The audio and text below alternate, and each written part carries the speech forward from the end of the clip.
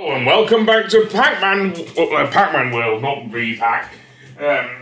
So we will have a look at the underwater levels. Well, probably the most infamous one for me, Under Pressure. The one that has, firstly, the rather funky soundtrack, and also the one that has probably one of the most amounts of water as well. Seriously. The flamethrowers are back here. Apparently they also bop their heads. I don't know if they're bopping into the music, but they do. Seriously, that's a thing. They can actually be beaten. This is something I did not do in my Let's Play of Repack. They can be beaten with Pac-Man's dot shot. Yes, I'm calling it that because, like, rhymes, basically. So, yes. Also of note, because... one thing that does suffer is the music. Again, certainly with this one, because it's compressed and everything. Not much you can do about that with the PS1. Although, having said that, the uncompressed version does show up in the maze, which we will see at some point in this video. So, yeah. And that's also true for all of the mazes, actually, in the original Pac-Man world on the PS1, because, I mean, yeah, for whatever reason, the mazes actually play the uncompressed version, which I do find a bit weird, seriously. Especially since this game was released in 1999. Keep in mind that a lot of the music on PlayStation CDs, I think from 1997 onwards, was not CD, well, it was CD quality, but it wasn't found on the CD, so it couldn't be ripped, basically, from the CDs. So, because I remember games like Rayman, for example, on the PS1. That game did actually have all of its beautiful soundtrack available on the disc, so you could put in a CD player and listen to it. Also with later games, I think after, I think with 1996, 1997,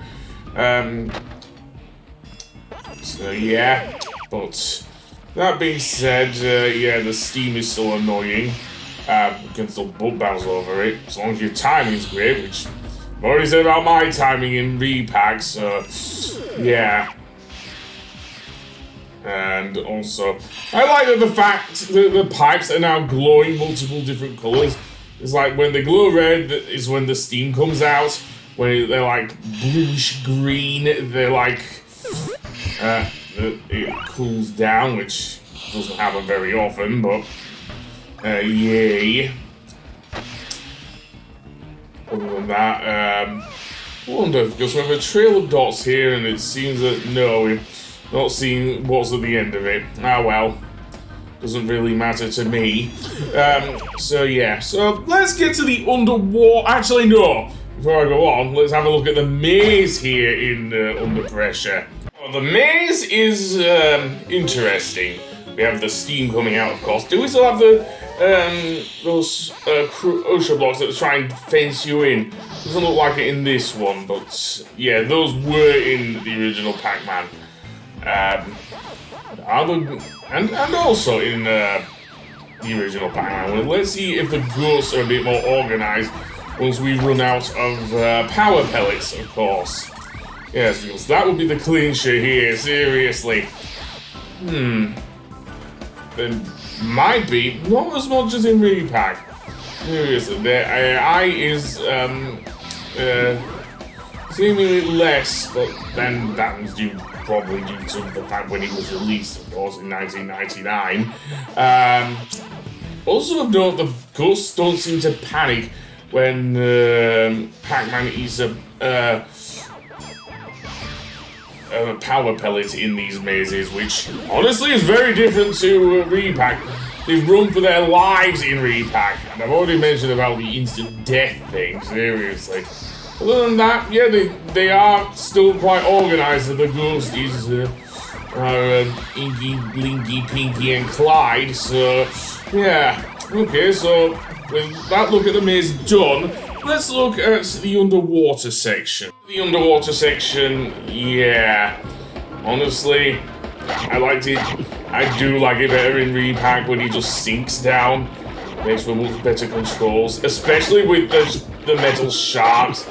Seriously, they're not as big as in Repack, but they are still annoying. And I'm not sure if they can only be beaten with the metal dot. Keep in mind, but let's see, because see the metal dot here, or as it's known in the original game, the chrome ball. Yes. Seemingly, the remake just goes with the thing. So yeah. Okay, maybe, well, although having said that, swimming upwards there probably is easier in the PS1 version, actually, because Pac-Man doesn't sink, so it works both ways, I guess. Yeah. But other than that, yeah. As you're an ace game player, I don't think you can get around the pipes without the... Well, you can, but I don't think I could, basically. Even in mind, I did not go as far as the level with the thing. Anyway, that being said, that is the underwater controls in a much bigger sense than in, say, the other levels that we've tackled thus far in, well, not I've tackled, but we've seen thus far in the original game. Because I've only shown, up to this point, the tomb levels, of course. And it isn't easy to see, also in the PS1 version, where you're coming out of the water, seriously. I'll give this to Tomb Raider, at least you could see where Lara was going to come out of the water before she drowned. Seriously. Anything, I think in the remake, the swimming controls behave a lot more like Crash 3 in the underwater levels. And we had to deal with sharks then. True, they weren't made of metal and nigh on invincible, but we did have to deal with sharks in Crash 3. Now let's have a look at the boss of the factory area, the Krome Keeper. He is very, very different to Repack. Instead of Pac-Man now being on a conveyor belt, just having to get the metal dot and run into him, or whatever. In this case, we actually have to press some buttons in order to get to him and drop, dare I say, one of these containers on him. It's actually much harder in the original game. Like before, you can get the metal dots from various containers. I believe the electromagnets still pick you up, so you want to avoid those. So yeah. Meanwhile, you don't have... yeah, I actually prefer the remake for this one. True, there's a bit more strategy. I will give the original Pac-Man world that. But other than that, yeah. I enjoyed it much more having to rev-roll into the Krome Keeper, let's just put it that way. Seriously. And that's basically it with the Krome Keeper.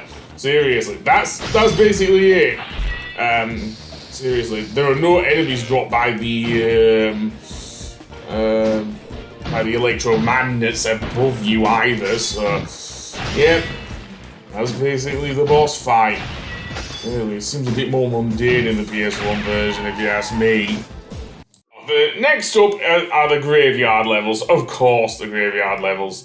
Going up towards Toc Man's mansion, and where he's having his party and whatnot.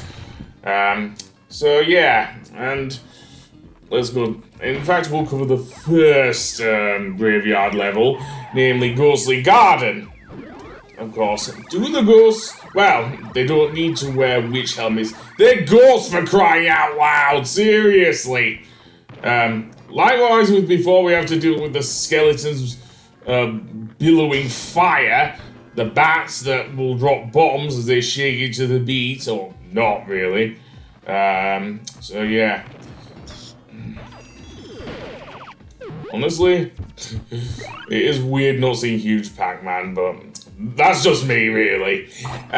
So yeah, like before, you can easily butt bounce the bats and everything. They're not a problem. Or indeed, the skeletons who breathe fire. Seriously.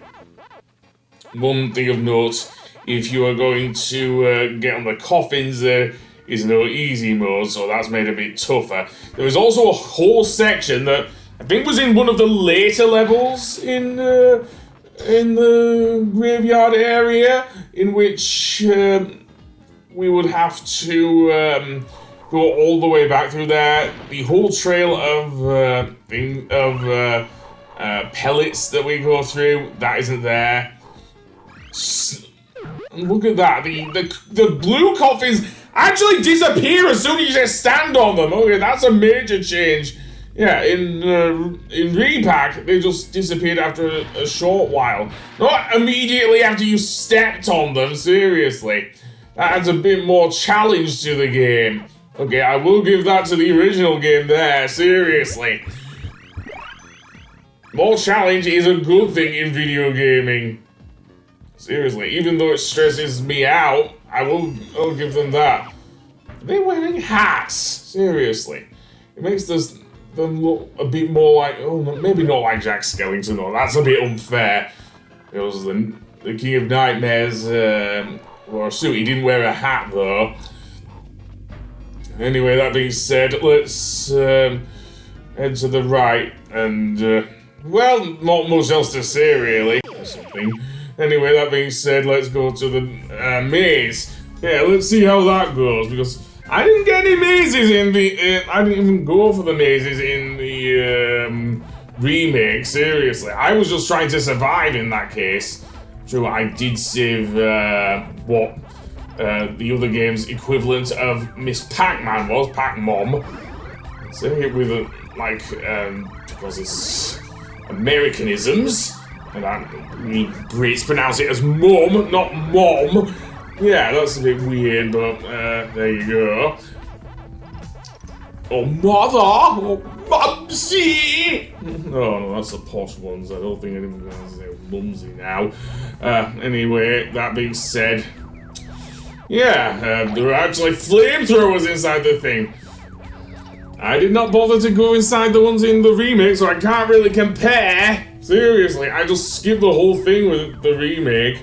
So with that said, I'm guessing there's only one other thing to do. And that is, of course, look at the Toc Man final boss. Toc Man! He looks like he's got an eyebrow twitch, serious, an eyebrow twitch. And basically what Toc Man is doing is stomping all over the arena. Seriously, he can easily be rev-rolled, actually, can Toc Man, and have your stuff thrown at him. Likewise, with the remake, your Pac family will help you.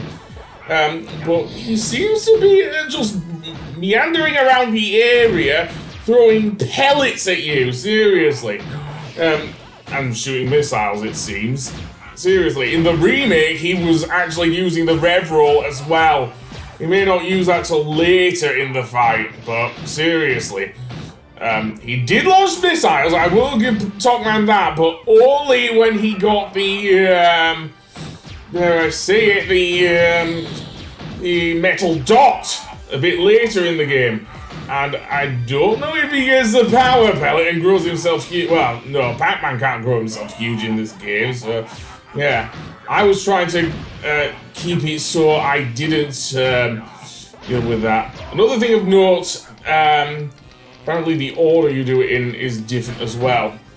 So yeah, and eventually, apparently, there is a giant electromagnet in the middle of the arena as well. So yeah, so he is now doing the boat bounces, Toc Man, creating a thing. However, his arse is apparently magnetic, and yeah, eventually what will happen, some platforms will raise up, and pretty much then you can boat bounce his head. Oh my god, man. Okay, this I will give this. This fight is a lot more insane and cartoony than the rather anime-ish boss fight we had in the remake, seriously. I'm guessing because this is actually a Western-developed game compared to how Repack was, which is, of course, a... dare I say...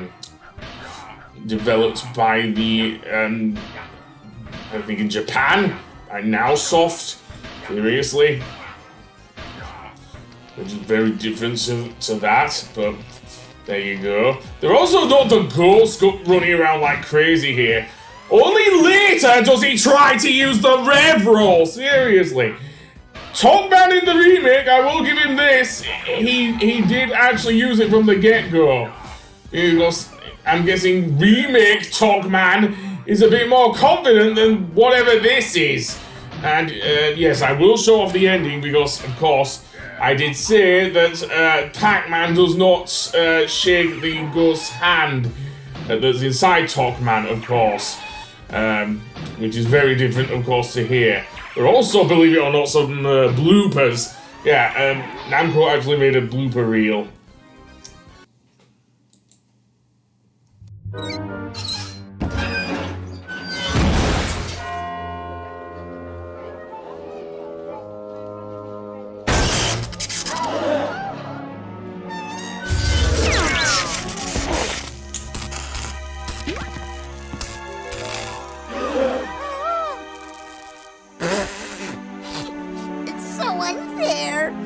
You ruined everything!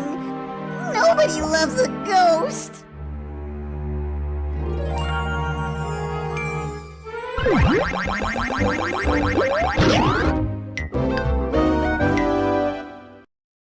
Junior abduction, take 4. Marker. Action.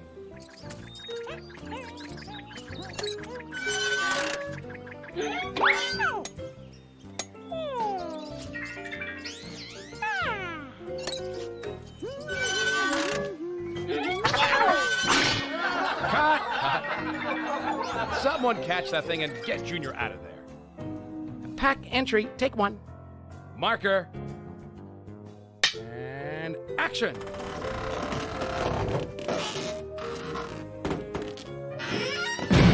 Cut. Pack eats Orson, take 7. Marker. Action.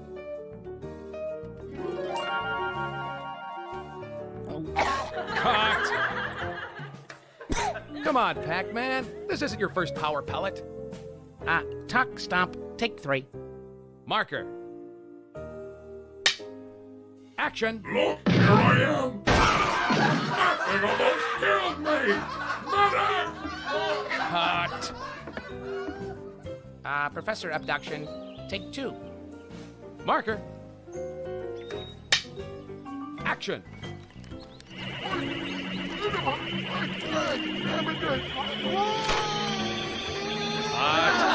Cut that thing off! It's out of control! Pack landing, take 9. Marker. And action.